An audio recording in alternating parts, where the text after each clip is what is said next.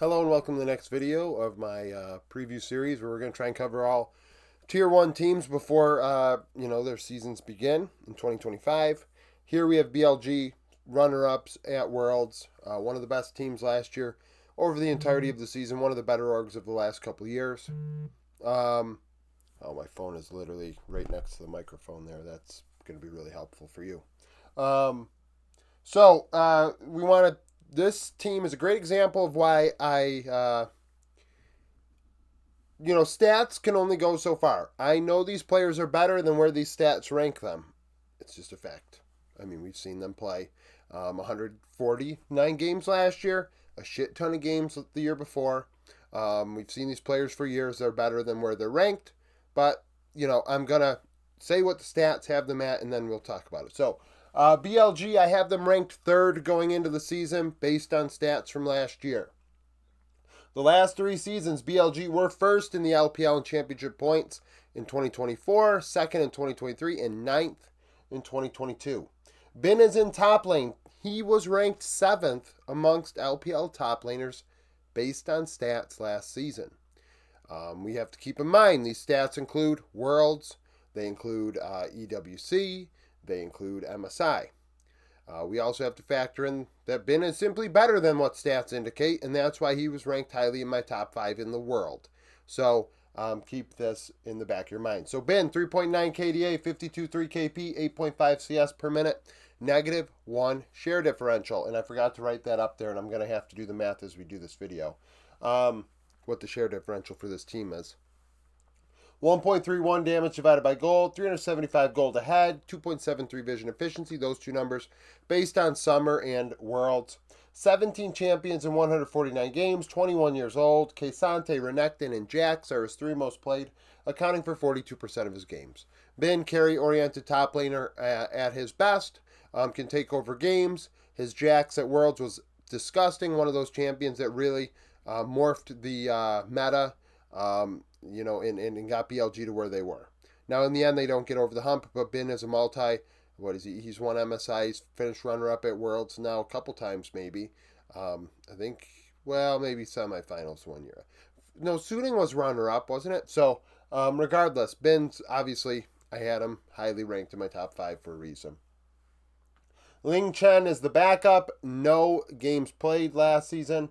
LQH struggled in LDL, 1.8 KDA, 56.9 KP, 6.7 CS per minute, 1.25 damage divided by gold, 5 champions, 14 games. Wei, these stats include RNG as well as BLG. He was ranked 10th last year based on stats in the LPL, 22 years old. Of course, he is better than those stats indicate. He's one of the best junglers in the world. BLG are going to be a team that's contending for the championship. 3.1 KDA, 71.2 KP, 5.7 CS per minute, -1.8 share differential, 1.18 damage divided by gold, down 80 gold, 3.11 vision efficiency. Those two numbers are only BLG based, if I recall. 20 champions in 83 games. Sejuani, Vi, Xin Zhao, 36% of his games. So, champion pool, solid. Wei, of course, is an excellent player. Played for BLG at Worlds, and then, of course, they put Shun in mid-tournament. Bold strategy to go with the 6-man roster, especially with how good BLG were in the first place with Shun. -2.8, -8.5, 5.5, 9.5. So there is +1 share differential here, which means Knight or Elk will have to give up 1%, or Bin and Wei or On is going to take even less resources than they did before, or deal more damage, one or the other. But regardless, Wei, very good. Monkey is the backup. Yes, Monkey played with EDG last season. And actually, when you take his stats and put them in there, small sample size, his stats actually were better than Wei's. 2.1 KDA, 73.3 KP, 6.1 CS per minute, -1.7 share differential, 1.23 damage divided by gold, 8 champions, 25 games, 20 years old. So, actually, also ranked 10th if you count his small sample size. Of course, I didn't. But that's where he ended up. So, he's the backup on BLG's junior squad, and he looks like to be their best player and the only player that has LPL experience on their academy system. Ayu is the backup, no games played. Well, actually, Academy Jungler. Knight in mid lane ranks second in stats in the LPL last season. I would say this is probably the most accurate one. Of course, I did rank him first in my top fives, but statistically, Rookie was very good, and Rookie outranked Knight in stats. So that's a thing. But Knight is arguably the best player in the world. 5.5 KDA, 66.4 KP, 9 CS per minute. Positive 4 share differential, which is damage share divided by minus gold share. 1.61 damage divided by gold. On average, up 355 gold, 3.69 vision score per ward, 26 champions, 149 games, and that's why I give him so much credit. At Worlds, his champion pool took on another. Frankly, it was on another level. It was the most diverse champion pool at the event, and it was something that I honestly I made note of, and I'm like, okay, this is legit. Knight has taken the next step here in his career. Now he's 24 years old. That doesn't mean his career is over, and I think he's peaking now. This is Knight when he's going to be at his best. Corky, Nico, Ari, his 3 most played for 32% of games. Hiru is the backup. Hiru is a Korean import. No games played last season. YCI with BLG's junior squad, 2.5 KDA, 56.4 KP, 8.2 CS per minute. So not very involved for a mid. 1.45 damage divided by gold, 10 champions, 39 games. We have Elk at 80 carry, ranked 4th last season, 23 years old.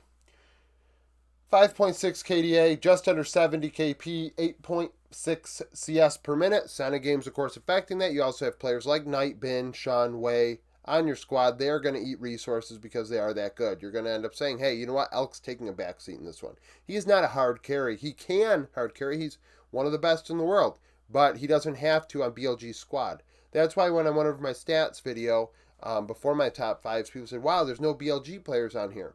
Well, there were no BLG players on there because nobody had to do the heavy lifting. Each player just took their games and took their series over and then maybe took a couple off and didn't have to perform it at a high hard carry level. So that's just the fact of the matter. 1.69 damage divided by gold, up 290 gold at 15 minutes, 2.9 vision efficiency, 17 champions played. Callista, Kaisa, Varus, 35%. Baye is the backup, 4 KDA. He's probably, out of the guys that played in the LDL last year on this team, he's probably the best one. Excuse me. 4 KDA, 67, 4 KP, 9.1 CS per minute, 1.31 damage divided by gold, 12 champions, 59 games. Zhaoru is the backup, no games played. An is the support, definitely a player that many people think is excellent. I think he's very, very, very good.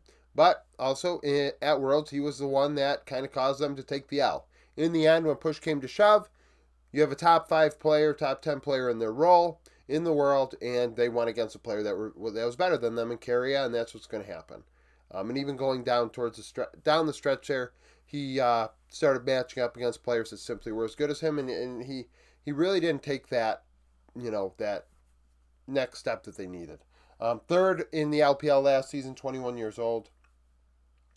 3.9 KDA, 70.2 KP, negative 5.7 share differential, 0.81 damage divided by gold, which is on the higher end of things. So yes, dealing a little more aggressive than your regular support. 110 gold ahead, so do the math. 400 gold for the bot lane, 355, so 755. 295, 1050. So 1,050 gold ahead on average at 15 minutes for this squad based off of summer stats. 22 champions, 149 games, a 1.83 vision efficiency. 21 years old, Rakan Rel Renata, 44% of his games, so the most limited champion pool of the players on this roster. Zhao, I guess. Zhao, maybe? 2.7 KDA, 69.7 KP, 0.76 damage divided by gold, 16 champions. 67 games for BLG Junior. The Hank is on their junior squad so BLG Junior, but then there's BLG like Junior Academy, whatever. They got 3 tiers to this team. The Hank, no games played. New coach this season, Maokai. Coached EDG when they won Worlds a few years ago. Coached Top Esports last summer. Uh, Career-wise, 128 and 83 in the LPL with a 61% win rate. 64 and 55 in the playoffs for a 54% win rate. Internationally, 23 and 17 for a 58% win rate. So we'll see how he does. Last season this team finished second. The year before, Tabe was the coach. I thought he was great for the team. So we'll see how this goes because this roster, essentially, 4 out of 5 players staying the same. So it is a pretty damn good team. The nucleus is there. We'll see if they can get over the hump this season, win an international event. Because, they're the best team that probably hasn't won an international event the last 2 years. Because Gen G found one, T1 found a couple, JDG won MSI. BLG is kind of the one that hasn't been able to get it done. A lot of second places, but no firsts. So that is a thing. Thank you for watching. If you liked the video, like it. Subscribe to the channel for daily League of Legends content. Follow me on Twitter, join the Discord, become a YouTube supporter, and hope to see you again tomorrow.